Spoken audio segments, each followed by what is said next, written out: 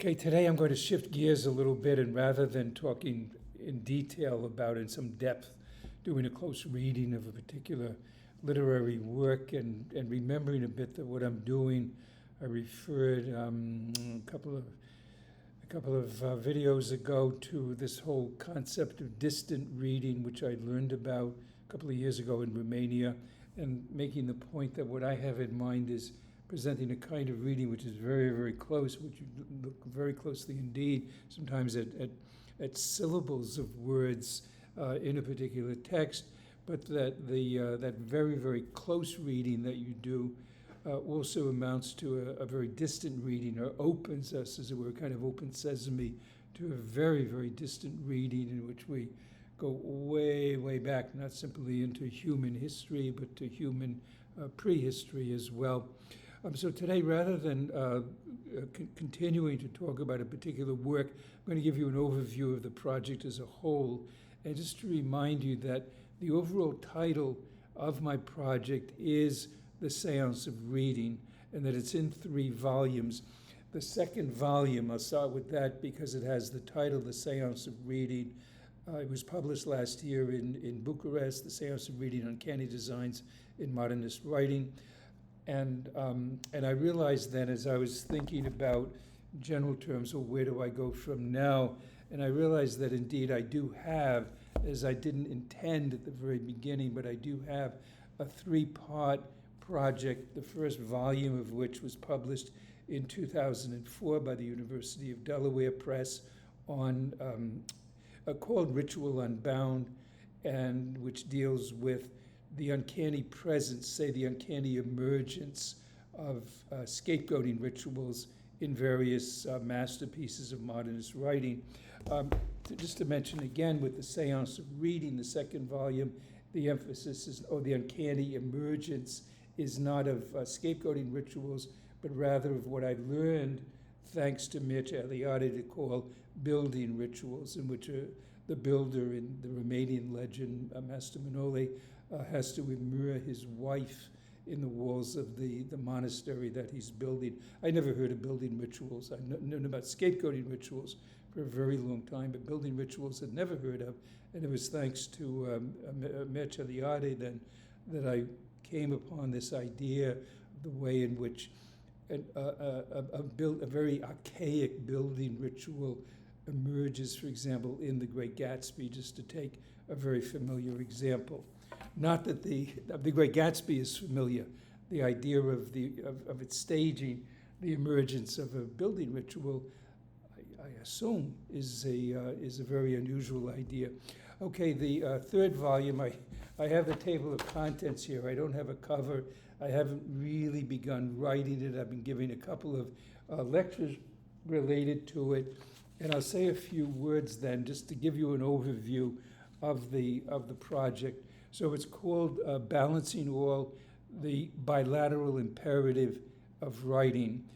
And there are 2 epigraphs to it. The first is from William Butler Yeats's An Irish Airman Foresees His Death, in which he says, I balanced all, brought all to mind.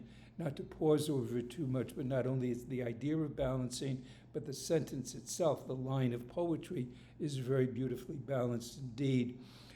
So also with this Ibu proverb that I learned about thanks to Chinua Achebe in Things Fall Apart, his novel, and it reads, wherever something stands, something else will stand beside it. So you have that idea, once again, of an imperative. You have to, if there's one thing, there has to be a partner, as it were, with which that one thing is paired, which stands beside it, whether literally in physical space or in the mental space of readers.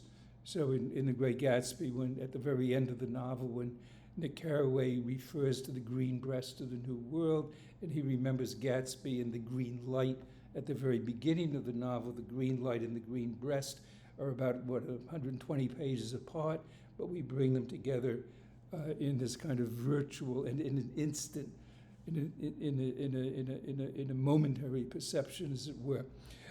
Okay, on from there. So the introduction is, the title of it is Always Symmetrize. And Always Symmetrize, some of you will hear an echo of Frederick Jameson's always historicize, which indeed is intentional.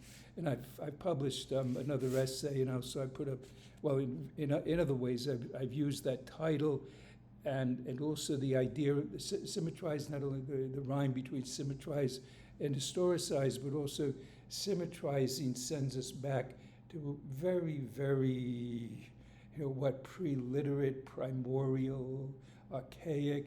Virginia Woolf calls it her first memory, an ecstatic moment at which she perceived the rhythm, the back and forth, the to and fro motion of waves. Much more about that at some other point. What I want to say about the introduction then is and I think I have this vocabulary correctly, diachronic and synchronic. I don't use those words very often, but the introduction is kind of diachronic in that it begins with Homer's Iliad, and in which I pay my respects and express my gratitude to Cedric Whitman, who in Homer and the Heroic Tradition lays it out with incredible clarity, the bilateral design of the Iliad, the symmetrical form, if you will, of the Iliad. And I will have a good deal to say about that in the introduction. From the Iliad, then I move forward to Sophocles' Oedipus, and in which I'll see as it were, Sophocles' revisiting of that bilateral structure, symmetrical structure, then in the Iliad. From the Oedipus, then I leap ahead 2,000 years or so to Shakespeare's Hamlet, and then on where, again, I'll see Hamlet as revisiting, not in the Freudian way, not because there's a hidden Oedipus, a repressed, unacknowledged Oedipus complex in Hamlet, but rather because Shakespeare, intuitively, not that he's reading Oedipus and he decides, oh yes, I'll go ahead and do the same thing, but rather that just unconsciously, Shakespeare, under the guidance, as it were, of the bilateral imperative, recreates the symmetrical design that, again, the Cedric Whitman had outlined, had presented so brilliantly in his Homer and the Heroic Tradition. And then I'll conclude coming into the modern period then, some 400 years after Shakespeare, 300 or 400 years, with Samuel Beckett's Waiting for Godot, in which once again I'll rescue Beckett's masterpiece from this theater of the absurd designation, which is a terrible distraction. It's such a red herring, and it really it obliterates the relationship, the progeny, as it were, and the transmission of a particular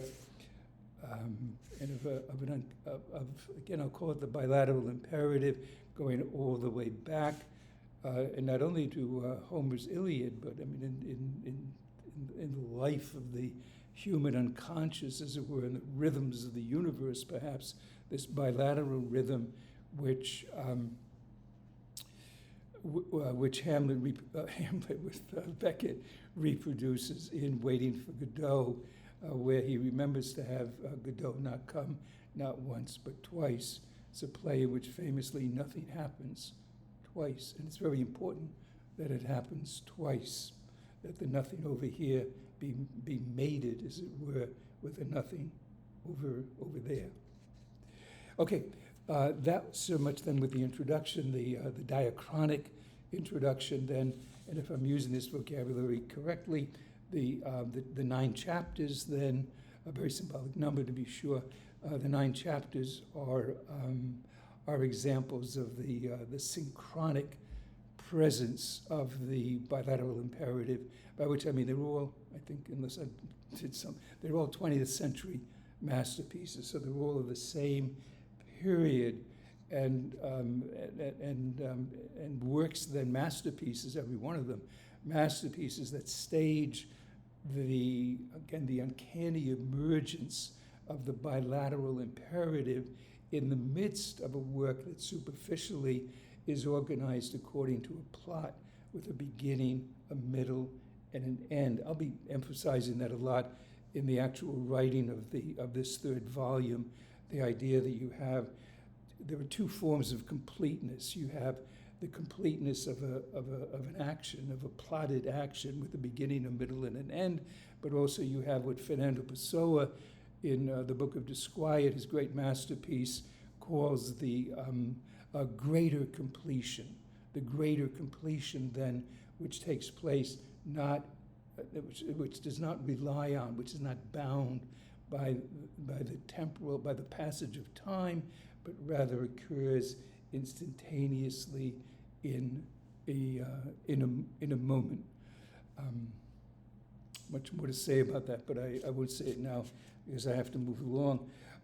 Okay, so the first of them, the first chapter is called Going to and Fro into the Lighthouse, and I have posted a video with that title. So under the general heading, the Seance of Reading, Going to and Fro into the Lighthouse, if you're interested. The second chapter is called Creating Bonds in Heart of Darkness. Again, I've already posted a video with that title, again, the general heading, The Seance of Reading, Forging Bonds in Heart of Darkness, in which, again, talking about the way in which, all right, I will use this phrase, talking about the way in which Conrad creates an alternative frame of reference. It's a very famous phrase. It's when this very presumably devastating remark that Chinua Achebe made about Conrad being a racist. He says, well, there's no alternative frame of reference. There is an alternative frame of reference in this bilateral configuration of Conrad's novella, but of a very different sort, to be sure, from what Achebe had in mind. Okay, chapter 3, making the big change in Metamorphosis. So it's Kafka's story, Metamorphosis. Kind of a late comer. It was just today that I decided to do Kafka rather than Borges's Labyrinths. So we'll not say a whole lot about it now. I've got a good deal of thinking to do about it, but just to notice that the big change. I mean, Gregor turns into this bug at the very beginning, but we also notice in terms of the bilateral imperative, in terms of writing a story which doesn't simply go from beginning to middle to end, but as it's doing that, is also in this static way then balancing two things that don't move. And so the big change that overcomes Gregor at the very beginning, the big change that overcomes his sister at the end. Is it Greta? Good, I'm forgetting her name for the moment, but where she blossoms as a young woman, as her parents notice with great pleasure, looking as though maybe she's going to become marriage. She has become marriageable, and maybe she will be married rather soon. Choosing between them in Dubliners is chapter 4, obviously James Joyce's masterpiece then, collection of short stories, Dubliners. Each of these titles refers to a passage within the work itself, and I've said that before, that I take these very, very little passages, a detail, a word, a phrase, and put it into the title, suggesting that discrepancy then between something which is very minor and inflating, giving great importance to something like a purloined word, a purloined letter, that's often overlooked. Gathering into an artifice and sailing to Byzantium is chapter 5. So I have a poem right in the middle, the pivotal of the 9 chapters, and realizing then that the point that I'll make there, and a great discovery, a eureka moment, rather recently, when I discovered in looking at Yeats's manuscripts, is that Yeats wrote the last stanza of Sailing. He wrote the first stanza of Sailing to Byzantium last. And it's quite extraordinary that when in the original manuscript, he had all these details about sailing, about the movement from that country to Byzantium, and he collapses it in the poem in the form of a couplet. He says, "And therefore have I sailed the seas and come to the holy city of Byzantium, it brings them together. But this idea that the journey, as you read the poem, you think he's journeying from that country to Byzantium, but in terms of writing the poem, he's actually going in the opposite direction from Byzantium back to that country and creating a very, very detailed, very, very precise and very aesthetically satisfying, a very complete, kind of a greater completeness that he creates in his very, very late revisions of the first stanza. Chapter 6 is called Blending Opposites in Murphy. I gave a talk on that, a Zoom talk at a university, Bankura University in West Bengal, India. For the moment, I'll say very simply that the title refers to a statement within it's a novel by Samuel Beckett, by the way, where one character says, or the narrator says, that so-and-so could not blend the opposites in Murphy's heart, meaning Murphy, the character.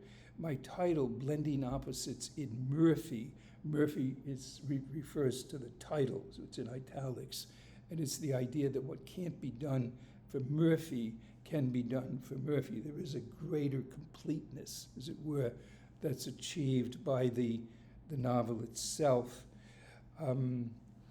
Geometrizing some worries, chapter 7, Geometrizing the Abyss in the Book of Disquiet, Fernando Pessoa's great masterpiece, the Book of Disquiet. If you're interested, I wrote a book for the Dalkey Archive Press that was commissioned by Dalkey Archive Press, and the American Library Association gave it a commendation as an outstanding title, and I put it for free on the internet. So if you just look up Cousineau Book of Disquiet or something like that, you'll see it.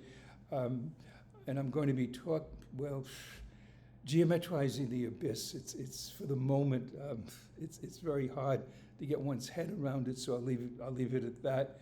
But much more to come when I actually sit down to write the chapter, which I hope you'll find interesting. Chapter 8, Scene Double in The Secret Sharer.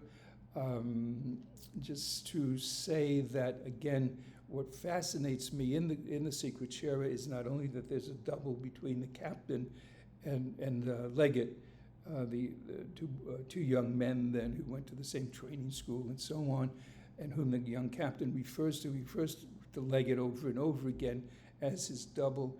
Not only that, but that there are all these kind of subliminal, let's say a covert would be a better expression. So you have the overt presence of the double right from the very beginning in these two characters. But then the story itself is constructed. There's a bunch of bananas, and there are two bunches. There are two bunches of bananas in that story, and no one ever talks about it, with one exception. I do in an essay that I wrote that's coming out in Bucharest quite soon. And if you're interested, I'll tell you more about it. You can track it down. But notice, if you haven't read or when you reread The Secret Sharer, don't overlook those two bunches of bananas. They supply, and I think, a very amusing key to our understanding of the novel. I'm going to have to run. I have something, a very pressing engagement. The last chapter, then chapter 9, Bearing a Resemblance in the Great Gatsby. Again, it's a good example, I think, of my critical practice, which is in terms of distant readings, is to see something in a text, in a work, that no one notices because it's overlooked because it's so trivial, it's so marginal, it has nothing to do, it's not really important. The line, I'll put my glasses on for this one, the sentence that it refers to is, Nick says he's there in Manhattan, we backed up to a gray old man who bore an absurd resemblance to John D. Rockefeller. Well, hey, speaking, I hadn't thought of this, but speaking of absurd resemblances, they're just everywhere in The Great Gatsby. But it's very rarely, for the adverb, very rarely indeed, that we talk about The Great Gatsby in terms, it's a romance or whatever, and we don't talk about it in terms of its absurd resemblances. Okay, so thank you for your attention. If you have been attentive, stay tuned, and much, much more to come once I sit down and put pencil to paper. I write with a pencil, number 2 pencil, so we'll see what comes of it. Bye-bye.